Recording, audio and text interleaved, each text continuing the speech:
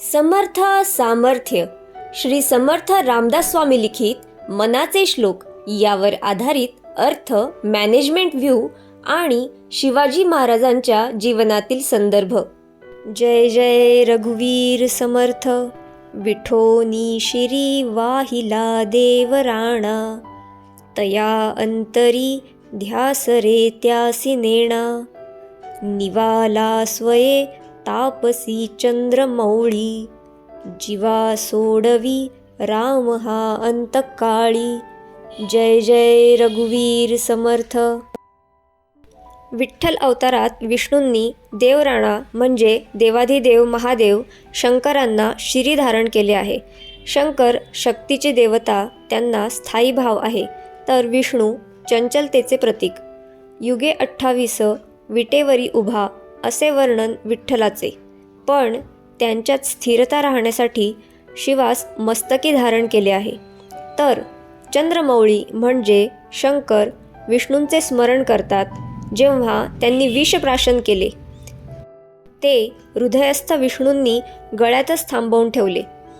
विष्णू शंकरांना पूज्य मानतात, तर शंकर स्वतः विष्णूंचे स्मरण करतात. एकाशिवाय दुसरा अपूर्ण. विष्णूंच्या हृदयी शंकर, तर शंकरांच्या हृदयी विष्णू. हलाहलसारखं विष प्राशन केले महादेवांनी. सगळ्यांनी वंदन केले की चराचराचा जीव वाचवला महादेवांनी.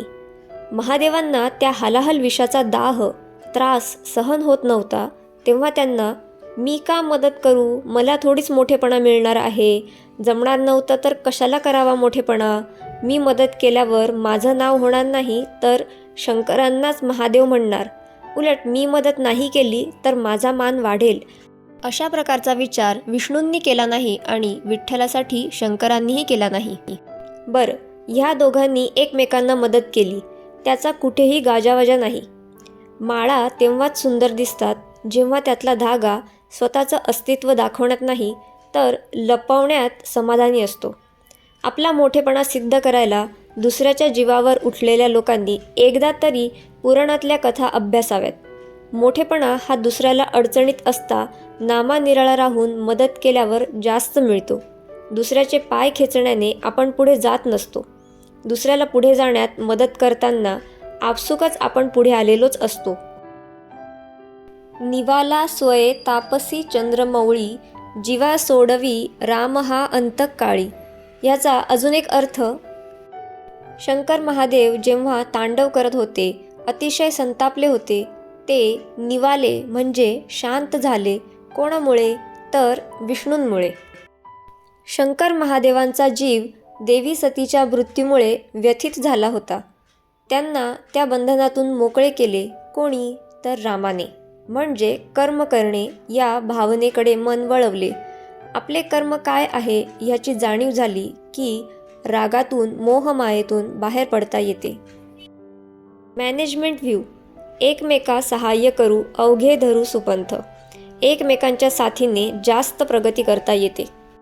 ज्या व्यक्तीचा पूर्ण फोकस लक्ष आपल्या कर्मावर असते, ते राग लोभ मोह माया ह्यातून स्वतःला सावरू शकतात. ध्येयापासून मन विचलित होऊ देत नाहीत. अनेक जण शिवाजीराजे आणि रामदास स्वामींचे पुरावे मागतात. त्या काळचे काही ठळक पुरावे फक्त ठेवले, तेही ठेवले गेले म्हणून, अन्यथा ह्या सर्व गुप्त बातम्या.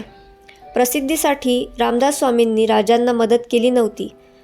सगळ्याच सुरक्षिततेच्या बातम्या जग जाहीर करायच्या, तर राजे आणि रामदास स्वामी आणि प्रजा स्वराज्याचे स्वप्नसुद्धा बघू शकले नसते.